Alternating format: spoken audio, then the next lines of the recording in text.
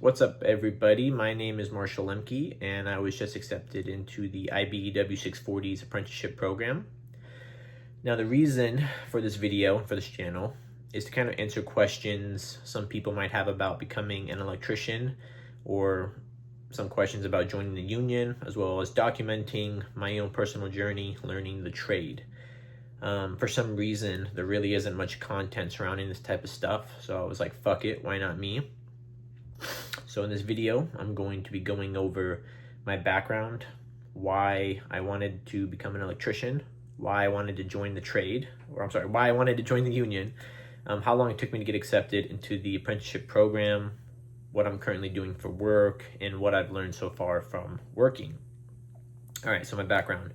I graduated from ASU with the communications degree, which is very useless, right, for finding work. I did learn some very valuable things, actually, funny enough, but for the most part, it was useless. And out of 100 people that got that degree, I might be the only person that actually learned something that led to me making some money. I'm not going to go into detail about that, but for the most part, very useless degree. So my job, I was a maintenance technician for Kelly Services at the Intel Ocotillo location in Arizona. I my department was chemical management, and we would go from fab to fab, changing chemical canisters, dealing with really gross chemicals. It was not fun. Now, I wasn't really sure what I wanted to do. It was a good job, but it wasn't like a career, all right? I wasn't going to be doing this for the rest of my life. I didn't know what the hell I really wanted to do. So one day we got a new hire in my department. His name was Ron, and I was training him. Now, Ron was like a 60-year-old dude who was in the military, and then after the military, he did various trades with a majority of his time spent as a plumber. And then I guess for the last couple of years, he was kind of just bouncing around from job to job until he retired.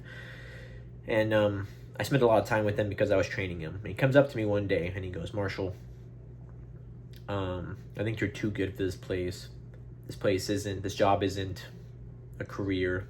I think you should join the trades. I think you should join a union, join the trades, all that." And I was like, "Ron, I have no knowledge about anything about any blue collar stuff, and I have no knowledge about the union, any union." And so Ron sat me down and we went over all the trades and all the unions, and we landed on electrician. So that's why I wanted to become an electrician.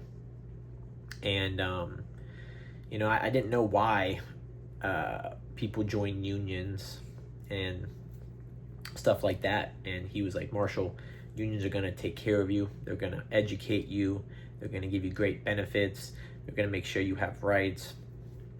And he's like, "Trust me, for somebody like yourself that knows nothing, the union is where it's at." So that's why I wanted to become an electrician, and that's why I wanted to join the union. All right, so how long did it take me to get accepted into the apprenticeship program? So I applied in April of 2025, and it is now July 11, 2026. So it took me a year and 3 months to get accepted. I believe this semester and last semester, from what I heard, there were like 2,500 applicants, and they only accept 250 every year. So it is very competitive, okay? So don't come into this with the mindset of, I'm going to apply and then automatically get accepted. It takes time. It takes a lot of time. Now, when I applied in April, I got declined. I believe I got an email in like June or July, basically around the time of now. And they said I didn't make the cut, but I could become a CW. And then after a while, I can apply again. So that's what I did. I was a CW. I went to school. And then a year later, I finally got accepted into the program. So it took me about a year and 3 months, year and 4 months to get accepted. So I am currently working with VFC at the Stream Data Centers in Goodyear. I've learned a lot. And my advice to any person who doesn't know shit about electrical stuff, when you finally get a job, this is what you need to do. You need to show up every day. You need to be there early. You need to be there as long as possible, like basically be there first and then be the last one to leave. You need to show up with a good attitude, and you need to be as helpful as possible. Yes, sir. No, sir. I can get that for you. What do we need? Ask a lot of questions. You need to be moving fast, okay? There are a lot of good workers that will help train you and educate you, but you need to want to work. You need to want to learn, and you can't be annoying. You can't be fucking dragging your feet and slowing them down, okay? People are willing to teach you the right way. You just need to not be a fucking asshole, basically, okay? So those are my tips. So far, like I said, I've only been working for 2 weeks. There's still so much I need to learn. Every day I'm just like, man, I feel like such a fucking dumbass. These people are basically speaking another language. Yeah, but I actually have had a lot of fun, to be honest. It's a lot of hard work. We're working in like 110 to 125 degrees, depending on where you are in the building.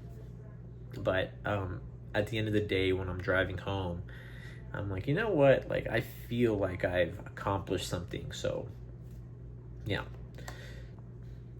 All right, so that's going to be the end of the video. If you have any questions, feel free to leave them in the comments, and I will try to answer them to the best of my ability.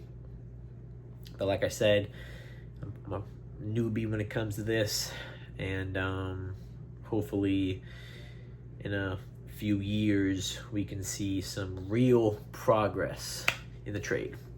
All right, peace out.